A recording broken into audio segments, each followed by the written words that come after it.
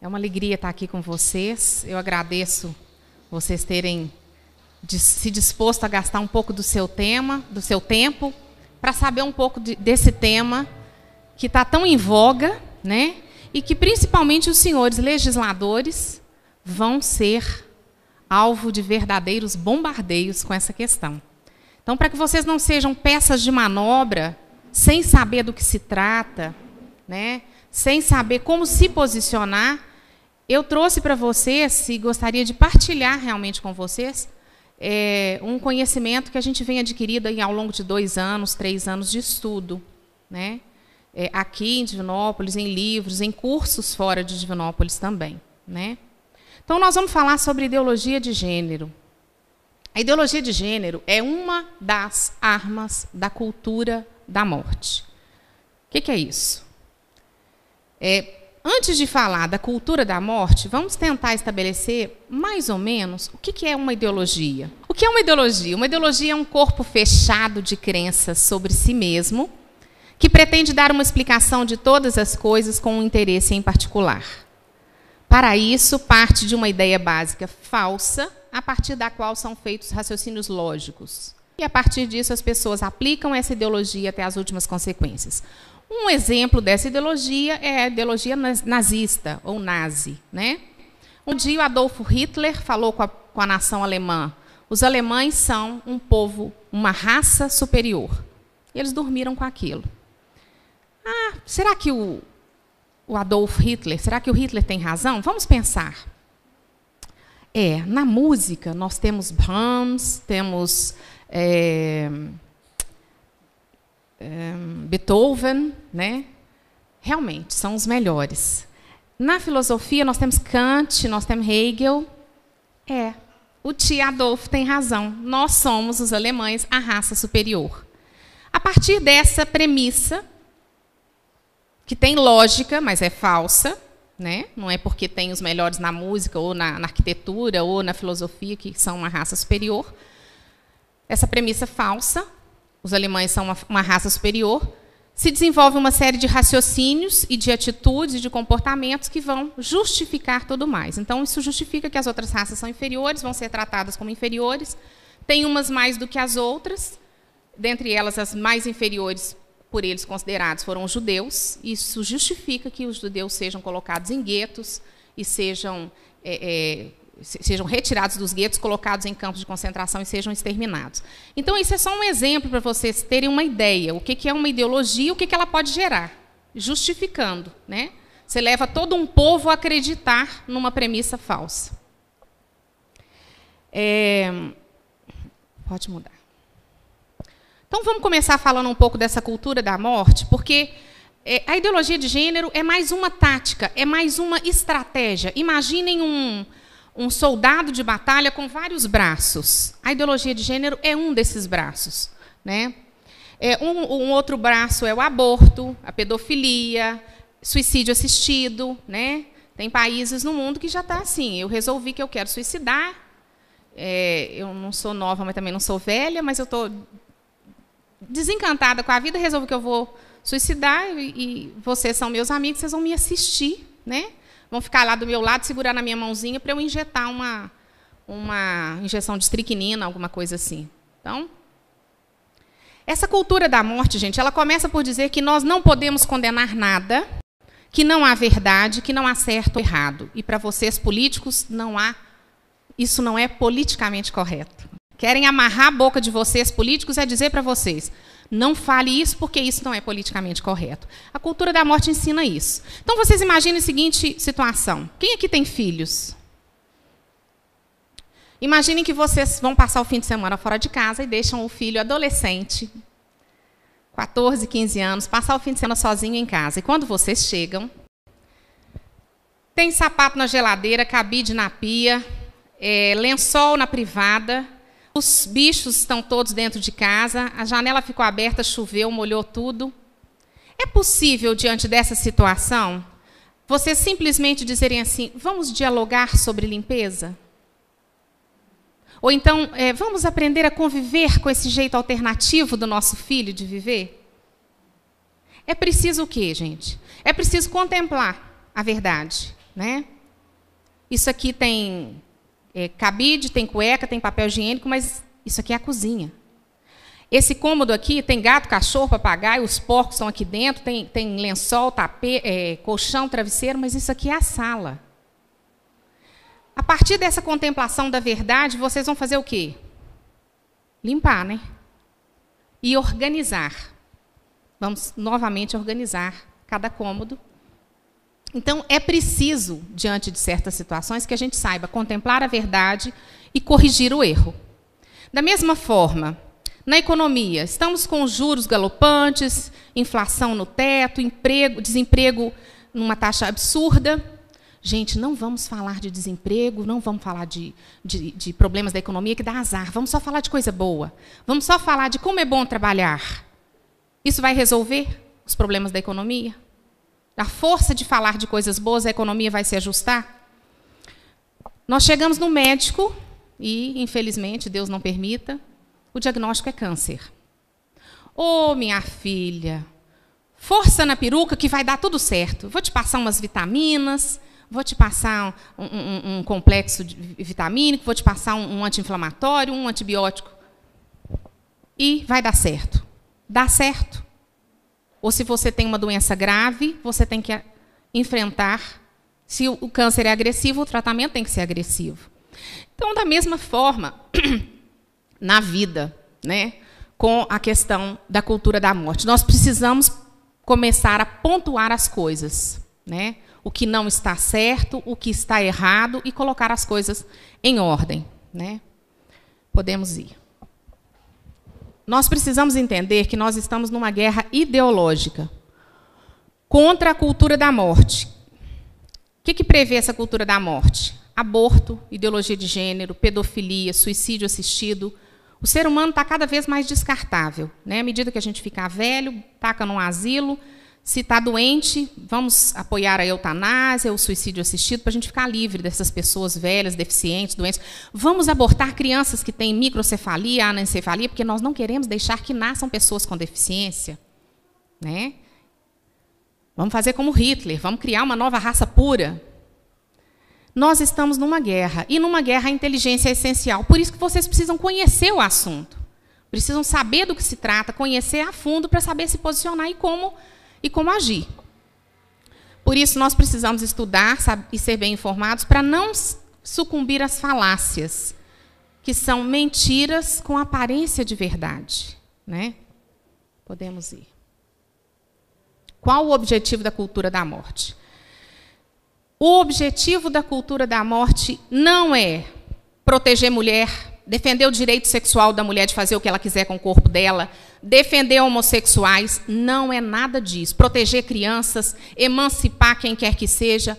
O objetivo é o controle populacional. E eu vou mostrar para vocês que não fui eu que cheguei a essa conclusão, isso está demonstrado em relatórios de fundações internacionais. Eu vou dar um histórico rápido da implantação da cultura da morte e da ideologia de gênero. Nós vamos pensar, tem ali as fundações internacionais, o Conselho Populacional, Kingsley Davis, Adrienne Germain e as feministas marxistas, colonização da ONU, empoderamento dos países para a implantação do aborto no mundo, ideologia de gênero como ferramenta da sociologia e o trabalho dos marxistas. Vou tentar resumir dos 100 e poucos anos de história. O capitalismo americano produziu, no final do século XIX, as famílias mais ricas, né? Grupos de famílias muito ricas, como a família Rhodes, Rockefeller, MacArthur, Ford, a Ford também. Essas fundações começaram com ações beneméritas, né? Vamos investir na educação, na saúde, vamos ajudar outras famílias. Então, nos Estados Unidos, por exemplo, construíam escolas, a Fundação Rockefeller, né? Hospitais, investiam em educação para as crianças, na alfabetização, né? Só que vieram as guerras. Veio a Primeira Grande Guerra, destruiu tudo. Poucos anos depois veio a Segunda Grande Guerra, destrói de novo. E essas fundações, então, chegaram à conclusão de que não adianta estar fazendo essas ações beneméritas, tentando ajudar outras famílias, para as guerras virem e destruírem tudo. Eu estou sempre começando de novo, tem que construir hospital de novo, constrói a escola outra vez, começa de novo a investir na agricultura, indústria, isso e aquilo, enfim. Nós precisamos conseguir a paz mundial. Nós temos que acabar com as guerras. Como é que nós vamos fazer isso? Para acabar com as guerras, nós temos que criar a paz mundial. Para conseguir a paz mundial, nós precisamos do controle populacional e de um governo mundial.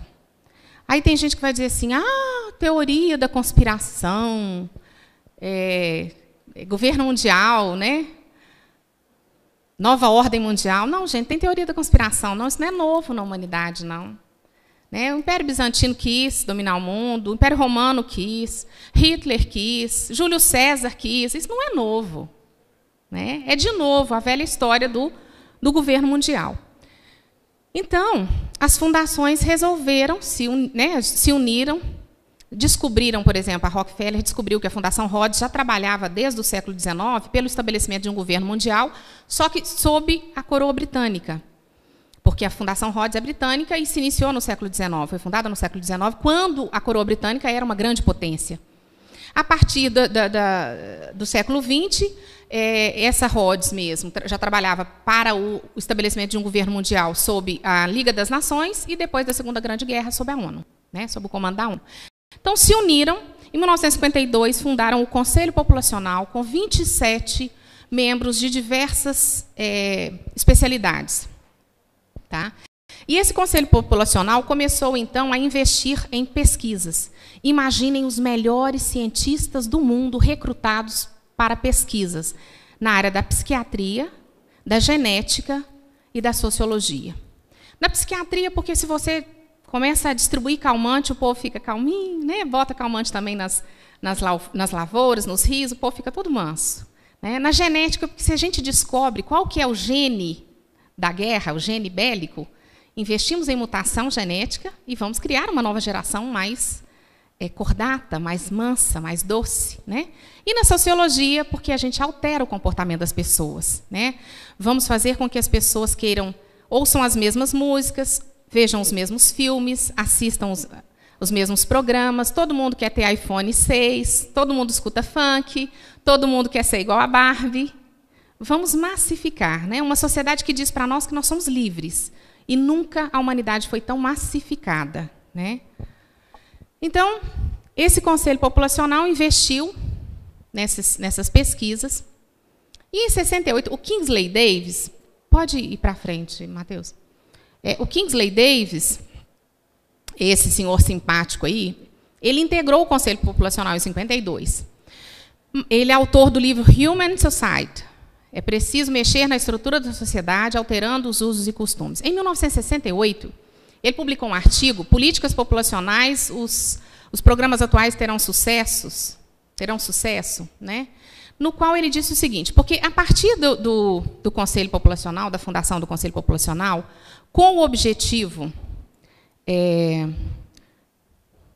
eles estabeleceram, o Conselho Populacional, 4 objetivos fundamentais. Abolir a soberania mundial, estabelecer um governo mundial forte, contra o qual ninguém possa se opor. É óbvio que, para ter um governo mundial forte, você tem que abolir a soberania das nações. Isso é claro. Né? O controle do comportamento humano pela via sociológica. Né? Vamos fazer todo mundo pensar igual, sentir igual, querer igual. E se você pensa diferente, você é o problema. Vamos estabelecer uma ditadura do pensamento que ninguém pode pensar diferente do que a gente estabelecer que é o correto. E controlar o crescimento populacional. Aí eles começaram a fazer o quê? Com esses objetivos, eles começaram a investir em financiar a indústria dos contraceptivos, clínicas de esterilização, clínicas de aborto. Vamos financiar o aborto no mundo inteiro. Onde a gente não consegue financiar, a gente não consegue... Vamos legalizar o aborto no mundo inteiro. Onde não consegue legalizar, a gente financia o aborto ilegal. Financia o aborto ilegal sem preocupação nenhuma com a segurança das mulheres, porque não é esse o objetivo. Deixa morrer um monte de mulher nessas clínicas clandestinas, pega esses dados, joga na mídia, joga para você, legislador, e diz, você tem que legalizar o aborto porque tem muita mulher morrendo nas clínicas clandestinas. O que vocês não sabem é que são os mesmos que financiam o aborto ilegal é que estão querendo legalizar o aborto. Eles financiam o ilegal para conseguir sensibilizá-los para legalizar o aborto. Então, começaram a investir. O Conselho Populacional começou a desenvolver políticas nesse sentido. Vamos investir no financiamento de contraceptivos, aborto, clínicas de esterilização, enfim. Mas, em 68, o Kingsley Davis falou assim, pode parar, que não adianta nada disso.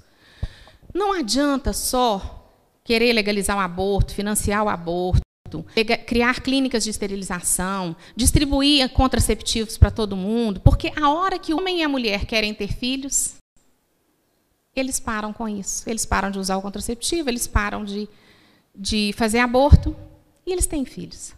Então, o que nós temos que fazer é outra coisa. Nós temos que alterar os usos e os costumes. Nós temos que mudar completamente, quebrar totalmente a ideia de que o homem foi feito para a mulher e a mulher foi feita para o homem. Essa complementariedade, nós temos que destruir isso. De forma que a mulher passe a odiar ser mãe, dona de casa, casada. Isso para ela tem que ser o fim. Já que não dá para cortar o seio, arrancar o útero com a mão, então vamos fazer de outra forma, né? A gente faz o seguinte, a mulher solteira, executiva, poderosa, ela está sempre linda, sempre cheirosa, magra, tipo Barbie. Ela fala 8 línguas, ela viaja o Brasil e o mundo. E a dona de casa, a mãe de família, a gente põe uma dona Florinda. E depois você pergunta para a mulher assim, qual que você quer ser? Então, nós temos que fazer isso. Só que ele não conseguiu convencer, né? O pessoal das fundações, ele falou, ele colocou, ele propôs, mas não convenceu. Vamos para frente. Foi essa mulher aí, Adrienne Germain, quem convenceu Rockefeller III de que era preciso parar de falar contra o crescimento populacional e investir no discurso feminista emancipador. Nós temos que emancipar a mulher da tirania da família, do casamento e da maternidade. Conversa de 2 horas de porta fechada com Rockefeller III, ela falou, esse discurso seu de crescimento populacional, de controle populacional, isso já virou um disco furado, quebrado, que não resolve. Né? Aqueles que são da minha geração vão se lembrar, quando a gente era adolescente, o disco furado na escola era controle populacional, crescimento populacional. O mundo vai explodir. Vai faltar terra, vai faltar água, vai faltar comida. Isso a gente escutava direto. Os meus filhos já foram criados na geração do meio ambiente. Tudo é um meio ambiente, né, uma maneira com o meio ambiente. Assim, quem tem filhos na escola já deve ter percebido. Os nossos filhos ouvem falar de meio ambiente numa proporção que a gente nunca ouviu. Né? Aliás, nem sei se alguma vez na escola falaram para mim de meio ambiente. Né? Então, na verdade, é isso. Essa mulher convenceu, falou com ele, olha, o negócio é o seguinte, nós temos que empoderar as mulheres. A mulher tem que ser liberta dessa tirania do homem. Esse negócio, o homem vai lá, faz filho na mulher, ela fica lá esquentando a barriga no fogão, esfriando na pia, e ele vai e segue a vida livre, leve e solto. Isso é uma tirania, uma exploração, é um absurdo. A mulher tem que odiar ser mãe, ser dona de casa, ser casada. É isso. Então, as fundações falaram, oba, já tem quem está fazendo o trabalho sujo de subverter o papel das mulheres.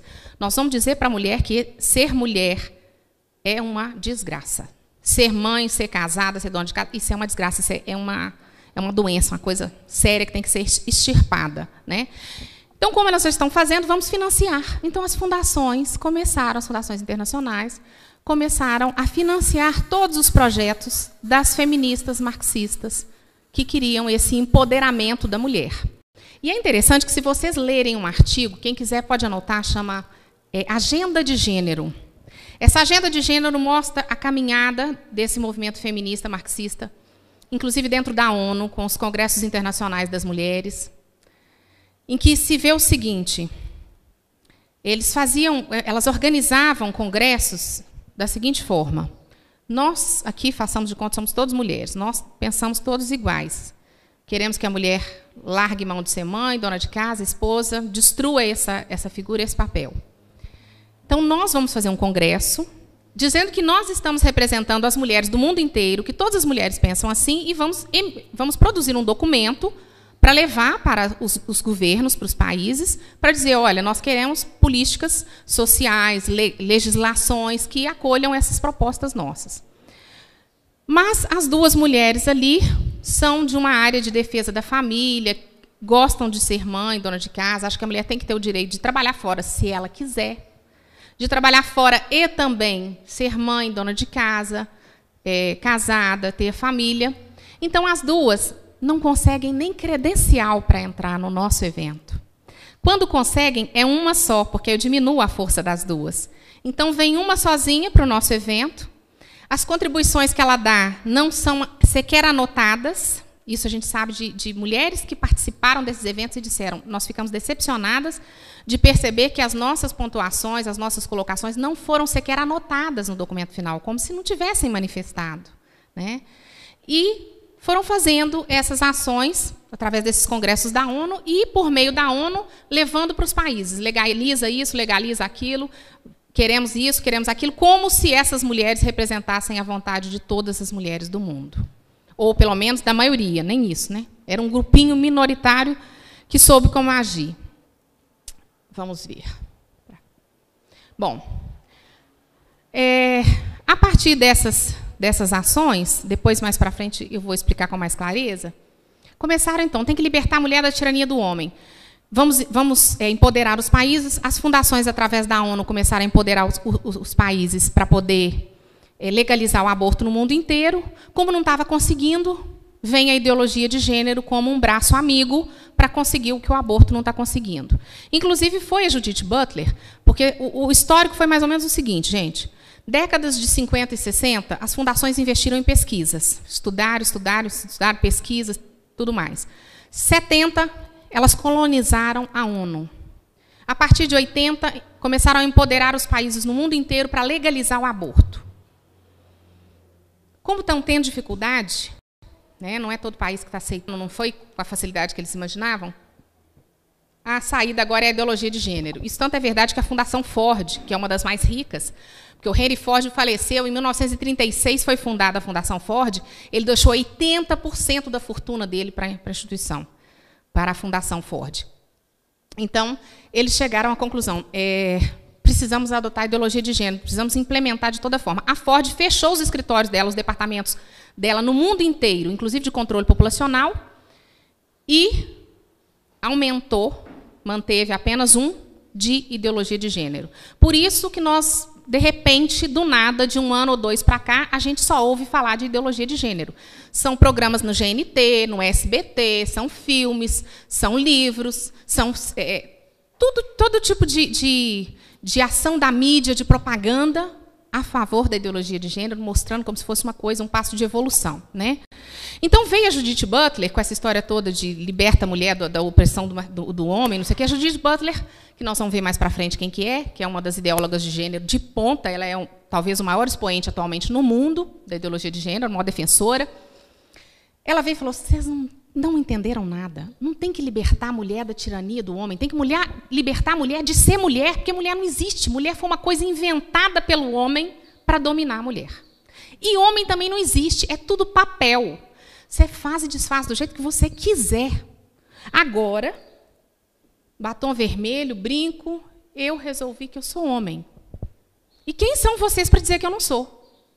Daqui meia hora, eu mudei de ideia. Eu estou me sentindo profundamente mulher. De tarde, eu estou me sentindo uma árvore. À noite, eu sou um cavalo preso num corpo humano. São todos gêneros reconhecidos já internacionalmente. Então, temos que libertar a mulher de ser mulher, o homem de ser homem, porque isso não é nada, isso é papel. Que você faz e desfaz, muda do jeito que você quiser. Mas como é que isso começou? Uma das ideólogas de gênero de gerações anteriores é essa simpática moça, Shulamit Firestone, que escreveu o livro A Dialética dos Sexos. E, nesse livro, ela dá o passo a passo para a destruição da família. Né? Que não é coisa nova também não, gente. Karl Marx já falava lá que a família é a primeira opressão de classes, o homem contra a mulher é a primeira propriedade do homem. Os dois se casam, aí tem que ter propriedade particular para sustentar a família. Quer dizer, se você não destruir a família, você não destrói a propriedade particular. Só que o Marx falou muito mais do que isso, o pessoal não entendeu. Foram as feministas que foram mais longe com a teoria dele e chegaram a tudo que ele colocou nos livros, inclusive o livro dele, né, que ficou muito famoso, mas foi publicado pelo Engels, discípulo dele, pós-morte, né? Houve a publicação, e o Engels é que fala que ele está publicando uma obra do mestre, né, do Marx. Por isso que a gente sabe que, na verdade, o autor foi o Marx. Então, essa Shulamit Firestone, ela dá o passo a passo para a destruição da família. Aí, agora, vocês vão ver o que é nu e cru a proposta da ideologia de gênero. Como funciona na prática. Eu vou ler, nos próximos 4 slides, a tradução do livro dela. É ipsis literis, o que está no livro. Podemos passar. Eis algumas sugestões do sistema alternativo. A libertação das mulheres da tirania da sua biologia reprodutiva por todos os meios disponíveis e a ampliação da função reprodutiva e educativa a toda a sociedade globalmente considerada. Prestem bem atenção, libertação das mulheres da tirania da sua biologia reprodutiva. Eu poder ser mãe é uma tirania.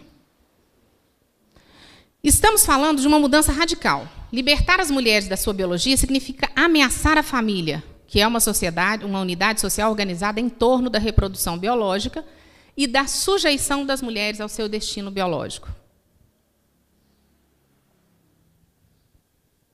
A total autodeterminação, incluindo a independência econômica, tanto das mulheres quanto das crianças.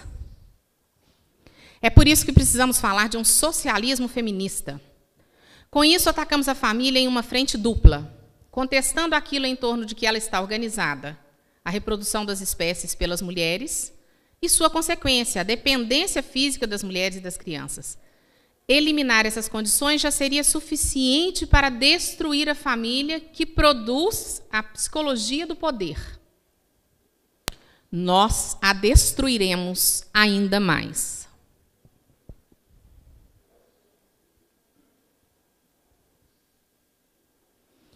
A total integração das mulheres e das crianças em todos os níveis da sociedade, todas aquelas instituições que segregam os sexos ou separam as crianças da sociedade adulta, por exemplo, a escola elementar, devem ser destruídas. Abaixo a escola. E se as distinções, prestem bem atenção nisso, e se as distinções culturais entre homens e mulheres e entre adultos e crianças forem destruídas, nós não precisaremos mais da repressão sexual que mantém essas classes diferenciadas, sendo pela primeira vez possível a liberdade sexual natural. Prestem atenção. E se forem... Peraí, volta. E se as distinções culturais entre homens e mulheres e entre adultos e crianças, ou seja, para a ideologia de gênero, não existe diferença entre adulto e criança e não existe diferença entre homem e mulher. É onde os pedófilos pegam carona, gente. A Unesco já tem documentos reconhecendo o direito das crianças de ter vida sexual ativa a partir dos 10 anos de idade. Então, se um marmanjo de 40, 50 anos resolver transar com a sua filha de 10 anos e for consentida por ela, ainda que ela tenha sido toda aliciada e levada a isso, está tudo certo. Não é pedofilia. E a isso chega às consequências mais absurdas. Assim chegamos à liberdade sexual para que todas as mulheres e crianças possam usar a sua sexualidade como quiserem. Você transa com gato, cachorro, papagaio, cavalo, do jeito que você quiser. Não haverá mais nenhuma razão para não ser assim. Em nossa nova sociedade, a humanidade poderá finalmente voltar à sexualidade natural polimorfamente diversa. Serão permitidas e aceitas todas as formas de sexualidade. A mente plenamente sexuada, ou seja, vamos pensar só em sexo, tudo se resolve com sexo, a vida começa e acaba em sexo. Tornar-se universal.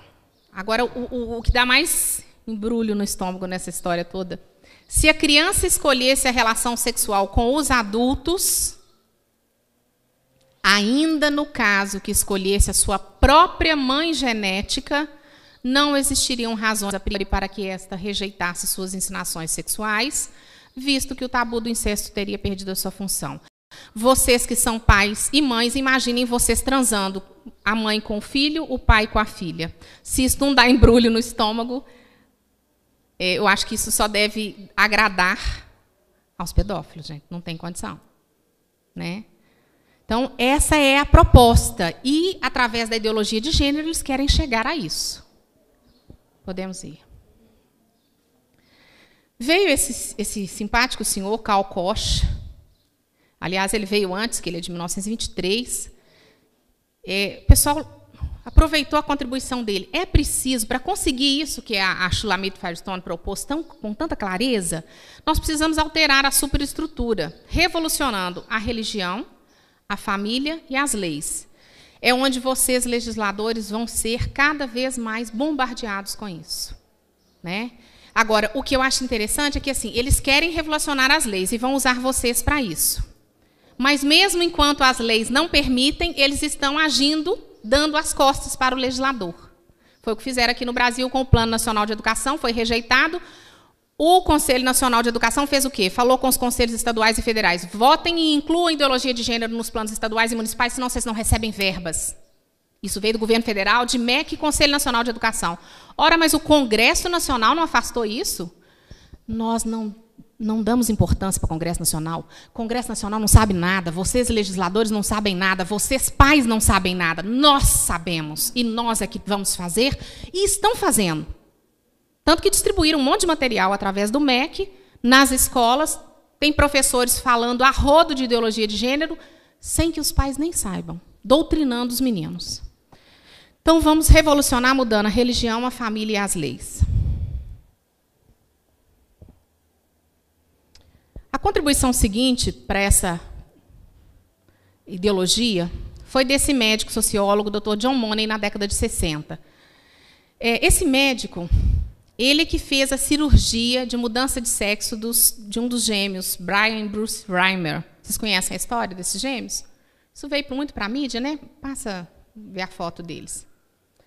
O Bruce virou Brenda e depois quis voltar a ser Bruce. O que aconteceu? Esses meninos, pequenos ainda, meses, foram fazer...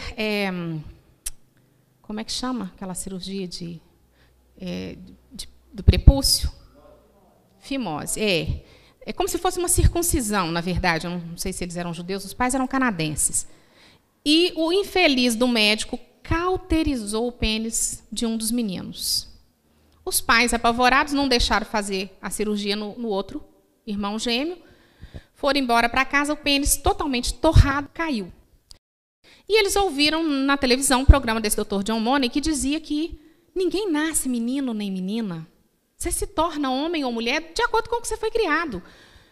Os senhores, homens, só se tornaram homens porque a mãe de vocês colocou roupa de homem em vocês e deu carrinho para vocês brincarem. Se vocês tivessem tido boneca para brincar, vocês tinham virado mulher. É uma coisa assim, essa é a história. Então, ele falou que ele tinha provas científicas disso, e esse casal procurou, ele propôs para eles, né, o que era a situação. Vamos, então, fazer uma vagina artificial, né, na Brenda, muda de nome, rebatiza, aquela coisa toda. E a gente cria como menina, vocês nunca contem para ele que nasceu menino. Cria como menina. Põe vestidinho e tal. Muitos anos passados, e esse médico ele foi tão desonesto, olha como é que eles agem. Nós todos aqui nos lembramos da época de escola, se você vai fazer a questão da hipótese, tese, lei. Para uma coisa virar uma tese, tem que ter nas hipóteses sempre o mesmo resultado, não é isso? Tem que ter uma amostragem de, sei lá, inúmeros experimentos, obrigada, isso mesmo. Inúmeros experimentos que deem o mesmo resultado para eu dizer que aquilo ali é formular uma tese e depois uma lei, né? Como? Para validação, exatamente. Eu não posso pegar um único experimento e dizer que aquilo ali me autoriza a formular uma tese ou uma lei, né? Esse Dr. John Money pegou esse caso e viajou o mundo inteiro, publicou artigos dizendo que esse caso provava a teoria dele. É curioso, é interessante os nomes. Um médico, muitos anos depois, levantou a história toda dessa família.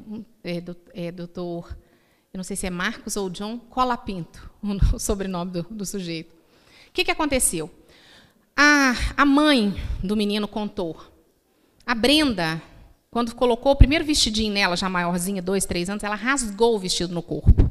Ela tinha um comportamento muito estranho na escola, queria fazer xixi em pé, aquelas coisas todas. Uma vez foi pega na escola fazendo xixi em pé, menina fazendo xixi em pé. Aí virou chacota na escola, porque bullying não é uma coisa nova, não é uma coisa da agora, né? Enfim, deu tanto problema. A mãe teve depressões repetidas e acabou morrendo. Com 14 anos, o pai não aguentou, contou para ele a verdade. Ele quis voltar a ser homem e falou que foi, quando ele pôs o terno dele, a roupinha dele de homem, pela primeira vez, já rapazinho, que aquilo foi uma limpeza na alma, uma realização. Mas esse menino teve que lutar com muita coisa, o outro irmão dele se envolveu com droga, o pai alcoólatra, uma confusão danada. Ele acabou casando, se casou com uma mulher divorciada que já tinha filhos, mas ele tinha pesadelos horrorosos, porque tem um livro que conta a história deles, os experimentos que o Dr. John Money fazia com eles quando crianças, no consultório, de fazer o irmão gêmeo vir por trás, encostar, passar a mão, manipular, irmão com irmão, para ver como é que faz menino com menina, orientando os pais a andar pelados na frente dos filhos para mostrar. Coisas assim absurdas. Fizeram dessa família, experimento com essas famílias, experimentos assim absurdos. Enfim, o resultado. O irmão morreu drogadicto, o pai alcoólatra, a mãe com depressão. Em 2008, a Brenda, o Bruce, depois que voltou a ser homem, adotou o nome de Davi. Ele falava assim, Davi venceu Golias. Eu vou vencer esse gigante desse problema da minha vida. E ele se suicidou em 2003, com 38 anos. Essa é a história, o fim dessa história trágica. E esse Dr. John Colapinto procurou o Dr. John Money para colocar para ele a situação toda. Ele falou assim, olha, esse experimento, nós perdemos o contato com ele, então já não... Um ser humano, uma família, 2 crianças são um experimento, um rato de laboratório. Vocês verem o valor que eles dão a isso.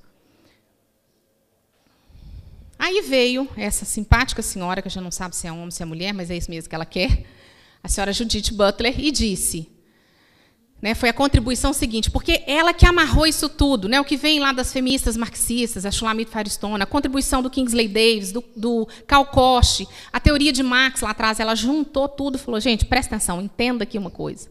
Ser homem ou ser mulher não é biológico, mas gênero, papel que cada um constrói, destrói e modifica como quer, de modo indefinido e indefinível. Inclusive, Nova York tem já reconhece, um órgão lá de Nova York já reconhece, acho que 43 gêneros. Esse povo está todo atrasado, não entendeu? Foi nada. Gente, gêneros tem infinitos, pois se eu posso escolher a cada minuto ser o que eu quero, do jeito que eu quero, como é que você vai contabilizar isso, falar quantos gêneros que tem? Eu resolvi agora que eu sou um macaco. O que resolveu que é um macaco totalmente diferente de mim. São 2 gêneros de macacos diferentes. Né? Então, indefinido e indefinível. Foi ela quem introduziu o termo gênero na ONU, em Pequim, em 1995. Elas caladinhas, as feministas marxistas, capitaneadas por ela é a cabeça, vamos introduzir gênero no lugar da palavra sexo. E, ó, boca fechada. Não fala nada. Deixa todo mundo pensar que gênero é apenas substituição para a palavra sexo. Em vez de sexo feminino e masculino, vamos pôr gênero feminino, gênero masculino. Tá? Caladinhas. Foi só 12 anos depois, em 2007, que, obrigadas pelos países dirigentes, né, da ONU, elas deram a definição de gênero. O que é gênero? E é isso. Né? É papel que cada um constrói e destrói como quer. Então, eu agora sou mulher, daqui meia hora eu sou homem, daqui 2 horas eu sou um ser assexuado, de tarde eu sou uma árvore e à noite eu sou um cavalo preso num corpo humano. Né? Bom, quais são as consequências da ideologia de gênero nos países em que ela já foi acolhida? Em que a legislação acolheu, o povo aceitou calado, não percebeu, não entendeu, não houve essa discussão toda que a gente está vendo no Brasil. Quais são os exemplos que a gente tem no mundo? O que anda acontecendo no mundo afora? Na Alemanha, pais são presos porque os filhos não querem assistir às aulas de orientação sexual segundo a ideologia de gênero. Quem aqui é cruzeirense? Senhor, perdoai-lhes, eles não sabem o que fazem. Em nome da ideologia de gênero, da agora para frente é o seguinte, vão ser todos educados na teoria do galo. O galo é o time. O Cruzeiro não é time. E se você falar alguma coisa contra o galo, você é galofóbico, vai ser preso. Não pode nem pensar, porque se você pensar, escorrega, fala alguma coisa, né? É uma ditadura do pensamento e uma ditadura legal. Na Alemanha, esse casal, ele foi preso, ficou 45 dias preso, ela estava amamentando essa garotinha, quando a notícia saiu no ano passado, e estavam esperando ela desmamar a criança para ser presa, porque a filha de 6 anos não quis assistir a aula de educação sexual na linha de ideologia de gênero. Por quê? Porque nessas aulas é ensinado para as crianças, aqui só tem adultos, né? Eu posso falar. Sexo oral, sexo anal, sexo grupal, sexo entre 2 homens, sexo entre 2 mulheres, sexo entre um homem e um animal, uma mulher e um animal. Isso é falado, mostrado, fotos para crianças de 6 anos. E aí teve gente nessa turma que desmaiou, teve criança que terminou a aula, passou mal, desmaiou. Uma das crianças, uma filha deles, não quis assistir, foram processados, gente. O promotor de justiça pediu a condenação e o juiz condenou a pena de cadeia, porque a filha não quer assistir e eles, apoiando a filha, não permitiram que ela assistisse essas aulas. Isso na Alemanha, que até onde eu sabia, eu achava que era uma democracia. Eu acho que eu perdi a mudança lá da... Né, porque na Suécia, está pequenininho, eu vou ler para vocês. A Suécia é o 2º país no mundo em número de estupros. Ninguém conta isso para a gente. Só se fala que é país de primeiro mundo, primeira economia. Realmente a gente chega lá, tem umas coisas muito interessantes que eu tinha vontade de implementar aqui no Brasil para ver como é que ia funcionar. Você chega numa banca de revistas, não tem jornaleiro. Você escolhe a sua revista, compra, paga, pega o seu troco, a revista e vai embora. O que vocês acham da gente colocar isso aqui no Brasil? Só mostram os exemplos bons, né? País de primeiro mundo, PIB lá em cima, né? Um povo culto, não sei o que e tal, mas isso não contam. Lá existem banheiros de gênero, que são banheiros onde entram mulher e homem, e é o 2º país no mundo em número de estupros. Aqui em Belo Horizonte nós tivemos molestação infantil, atentado violento ao pudor e estupro em escola pública, escolas que adotaram gênero, contra a legislação e contra os pais.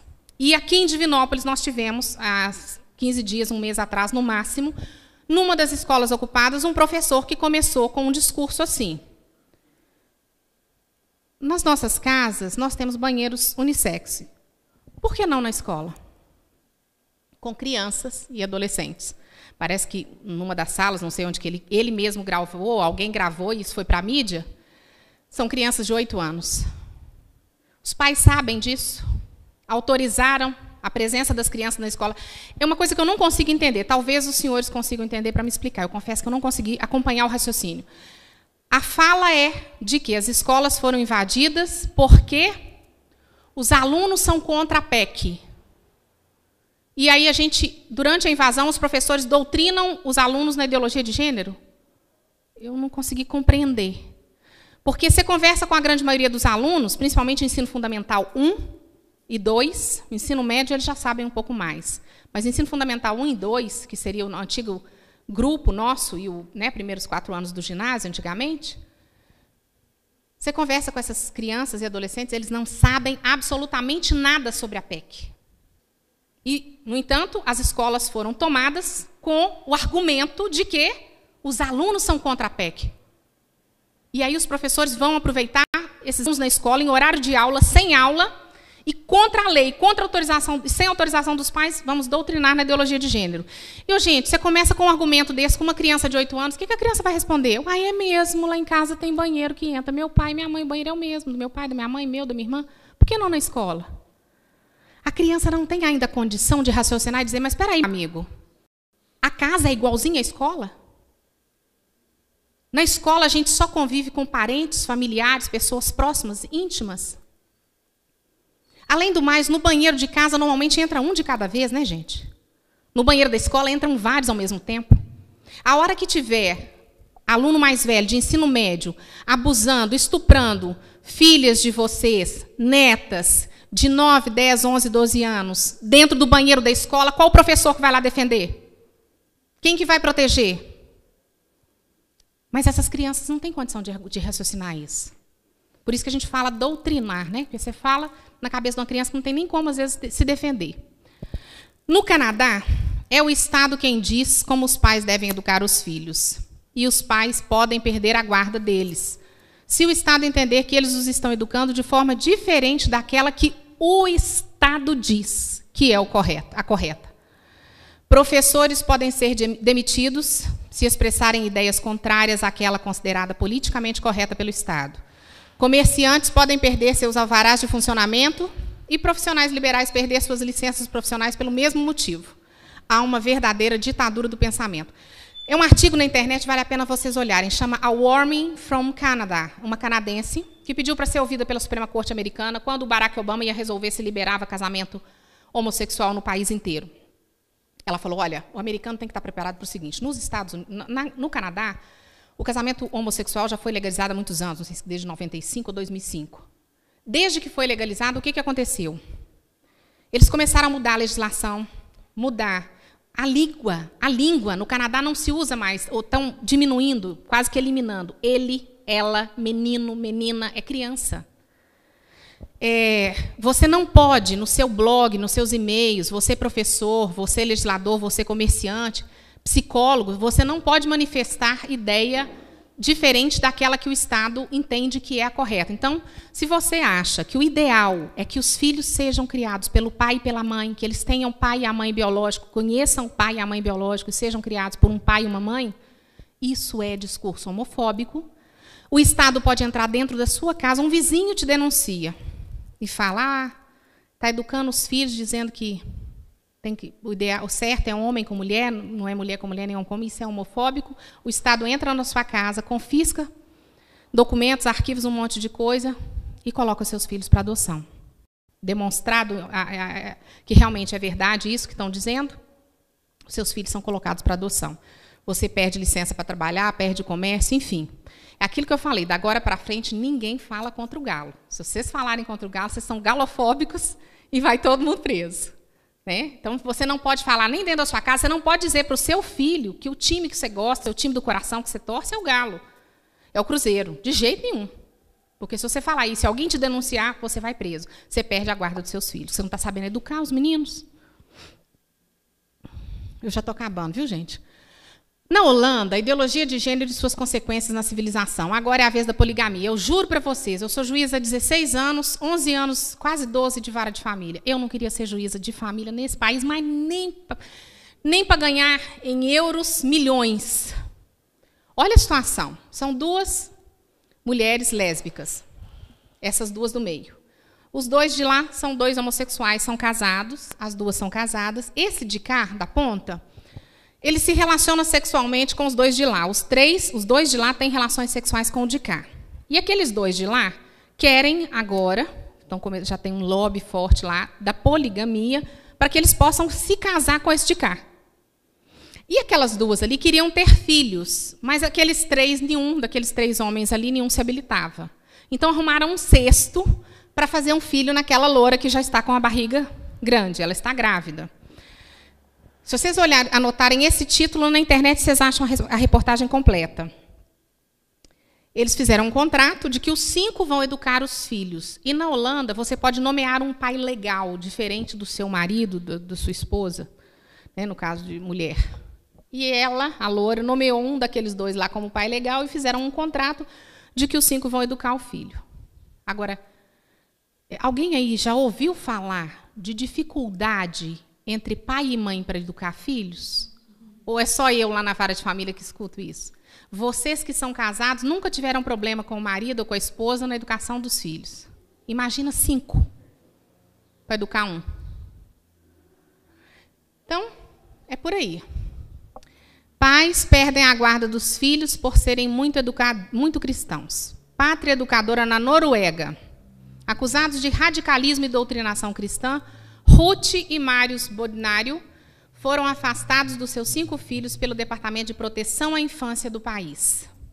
Esse casal, 5 filhos, ela estava com um bebê de 3 meses, 16 de novembro, você dá até a data para vocês, 16 de novembro do ano passado.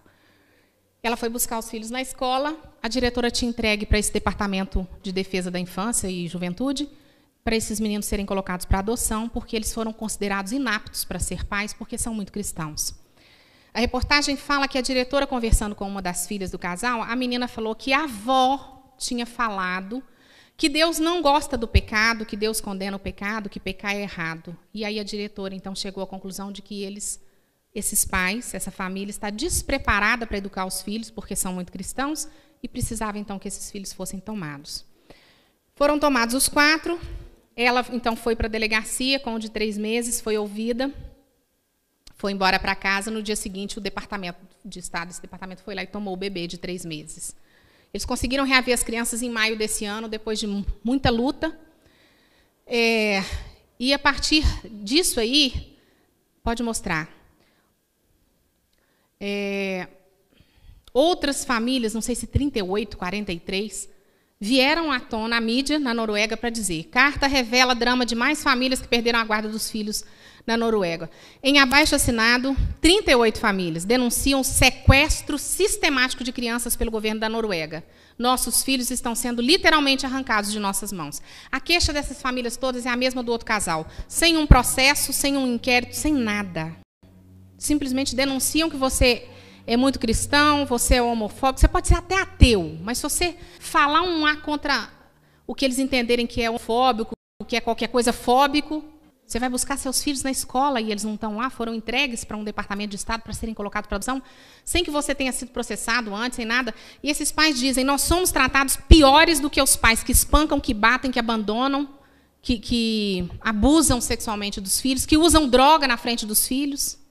É o que está acontecendo na Noruega, país de primeiro mundo. Depois nós vamos ver um documentário que foi feito lá, muito interessante. Pode ir para frente. A ideologia de gênero eleva em 1000% o número de crianças em tratamento no Reino Unido. O Reino Unido já adotou as crianças na escola recebendo toda essa doutrinação de ideologia de gênero. O resultado está aí. 1000%, gente. Não é 10, não é 20, não é 100. 1000% de aumento da depressão nas crianças.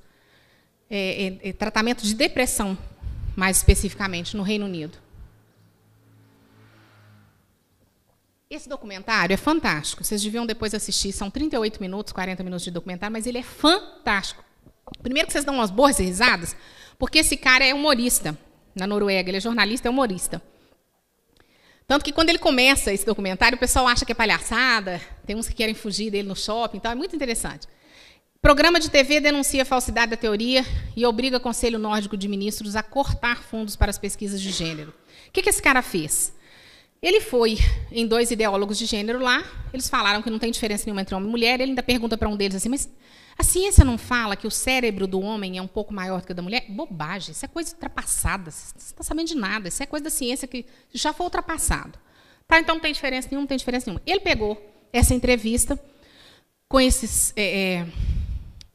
teóricos do gênero, ideólogos de gênero, e levou para outros cientistas no mundo inteiro para ver o que eles falavam, o que eles achavam das afirmações, das supostas pesquisas desse departamento.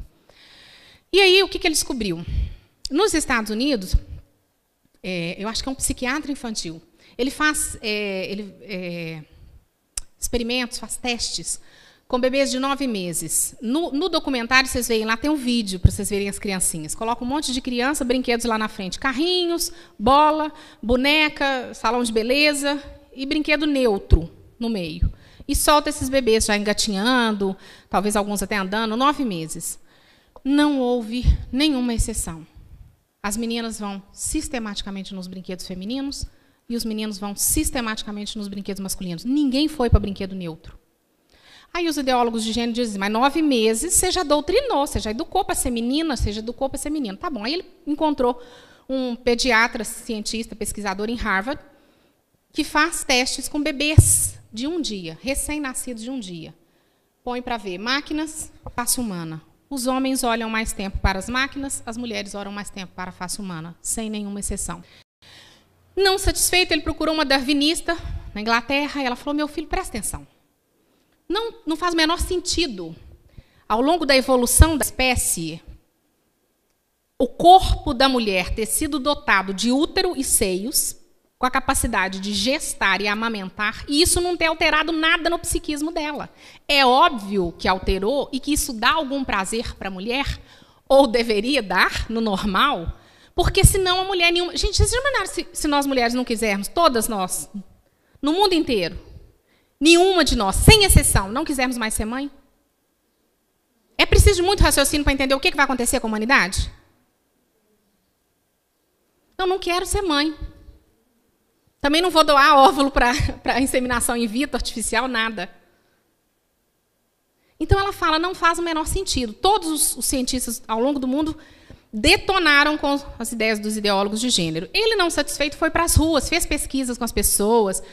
E aí ele viu, lá na Noruega mesmo, eu ponho rosa no meu bebezinho, menino. O pessoal na rua fala, que gracinha, princesinha. Acha que é menina. Ponho azul na minha menina. Ah, garotão, meninão, achando que é menino. Ele foi atrás da mãe dele. Ô, mãe, você me criou assim, machão, fortão? Não, meu filho, você era um tiquitinho de gente, magrinho, catatal. Ele chegou à conclusão de que ele não foi educado para ser homem. Ele realmente nasceu homem. Aí ele falou, eu tenho 2 meninas, 10, 12 anos, 8, 10 anos. As meninas são mostradas no documentário, filhas dele. Ele chega ele está sentado no sofá, assim, recostado, fala com as filhas assim, papai esqueceu o gênero de vocês? Aí elas riem e falam assim, nós somos meninas. Não, papai não importa com o gênero de vocês, importa que vocês sejam felizes. Tá bom, papai, mas nós somos meninas. E ele fala assim, eu não eduquei as minhas filhas para serem meninas. Então, a partir disso, ele leva para os ideólogos de gênero toda essa colheita de material e eles falam, não, isso é um lixo, não vale nada. Ele falou, mas como um lixo? Não, até que me provem o contrário. Ele falou, mas essas pesquisas científicas todas, não, isso não tem validade nenhuma. Mas sem argumento. Simplesmente descartam os outros cientistas, o resultado do trabalho de outros cientistas no mundo, sem nenhum argumento. Ele leva isso, então, para o Conselho Nórdico e são cortados milhões de financiamento para pesquisa de gênero em função dessa reportagem. Vale a pena, gente, não deixem de assistir, que é muito legal, muito interessante. Acabando já. E no Brasil, o que está acontecendo? E aqui eu já estou no fim. Enquanto não conseguem mudar as leis e a cabeça das pessoas, os defensores e promotores da ideologia de gênero já estão agindo contra a lei e em desrespeito para com os pais, doutrinando crianças e adolescentes nas escolas, com livros e propostas pedagógicos na linha dessa ideologia. Isso para falar de criança, né, que vai afetar os senhores enquanto pais, né, enquanto legisladores na questão da lei, sem dizer, né, da proposta para nós adultos, nas novelas, nos filmes, na música, nos programas de televisão, que querem nos convencer de que realmente essa coisa é uma coisa boa e veio para libertar alguém, né? Enfim, para terminar, vamos ver se tem jeito de mostrar esse vídeo. Olha se tem. Essa doutora Damares, ali embaixo, ó, tem. Ah, tá. Ela mostra os livros que estão sendo entregues. Esse é o último slide. Os livros que estão sendo entregues nas escolas para as crianças, o que está sendo ensinado para as crianças, sem autorização dos pais, nas costas dos pais. Outra coisa, se a ideologia de gênero for aprovada, uma das propostas, inclusive da ONU, tem um outro documentário, um outro artigo muito interessante, vale a pena vocês olharem na internet. Amparo, ex-revolucionária e funcionária da ONU. Ela conta qual que é a proposta da ONU para a educação sexual das crianças. Uma das propostas é que os pais não saibam do que é ensinado para elas nas escolas. Ó, segredinho. Amparo, é o nome dela, 2 pontos. Ex-revolucionária e funcionária da ONU. Ela conta qual que é a proposta. Ela fala, por exemplo, da indústria do aborto, eu não sei se vocês sabem. Ela era funcionária da ONU, eu não sei se é Equador, Colômbia, é um desses países, Venezuela, enfim. É um país de língua espanhola. Aqui na América. Ela fala que a ONU vende para eles, ou vendia na data da reportagem, uma pílula por 25 centavos de dólares. Quem são os bons de matemática aí? Fazer conta para nós. E eles vendem, então pronto, ó, Felipe? Felipe vai fazer a conta para nós. Ela compra, a ONU vende para eles por 25 centavos de dólares. E eles vendem por 9 a 14 dólares cada pílula. Eu não consigo fazer essa conta, não, gente. Tem que ser no computador, na calculadora. Você compra, imagina no seu comércio, você comprar por 25 centavos e poder vender por 14 reais. É um lucro fantástico. Aí, a gente solta pílula nos meninos, a gente incentiva, essa Amparo explica isso muito bem no artigo dela, incentiva a promiscuidade sexual, a sexualidade precoce, e esses meninos vão ter relações sexuais a rodo, vão engravidar. Aí, pílula do dia seguinte. Vende camisinha, vende pílula, vende tudo quanto é contraceptivo. Falha, porque eles falham. Aí vem a gravidez, você dá a pílula do dia seguinte. Se a pílula do dia seguinte falhar, a gente oferece o aborto. E o aborto, gente, ele produz um resto humano. Aí a gente aproveita e faz cosmético, shampoo. É nojento, mas é esta a proposta. E dentro dessa proposta, a ONU coloca que os pais não podem saber o que é ensinado para os filhos na escola, na linha da... o nome, gente, bonito para a escola é educação sexual. Ninguém vai chegar para vocês, legisladores, falando nós queremos implantar ideologia de gênero, nós queremos dar uma aula de ideologia de gênero. Não. Nós vamos dar aula de educação sexual, vamos passar tudo de ideologia de gênero dentro dessa aula, e nas outras matérias também, física, matemática, química. Quem já leu aí a nova base curricular nacional fica estarrecido de ver que os meninos vão ser educados para entender que na matemática, 2 mais 2 nem sempre dá 4. Você vai ensinar isso para menino de 2 anos. A confusão que vai fazer na cabeça desses meninos. As leis da física, da termodinâmica, são construção social, luta de classe. Isso não é lei, não é ciência, não. É isso que vão ser ensinados. Então, você não ensina. Na escola, o professor não ensina português, não ensina matemática, não ensina física, não ensina química, mas ele ensina luta de classe, opressão, homofobia, ideologia de gênero. Né? E aí está tudo bem. Nós foi, nós vai, nós fomos, nós voltemos. Vocês entenderam, não entenderam? Então, nós nos comunicamos, está bem. Aí eu fico revoltada, porque eu estudei a vida inteira em escola pública. E, na minha época, escola pública eram as melhores escolas. Eu tenho colegas que saíram aqui do estadual, aqui em Divinópolis, e passaram direto na UFMG, sem cursinho. Hoje, os meninos de escola pública, em vez desse governo, essa filosofia que está aí, em vez de melhorar as escolas públicas, sucatearam o ensino. Os meninos não aprendem mais português, matemática, física, geografia, aprendem um monte de coisa que não precisa, dentre eles, educação sexual e ideologia de gênero.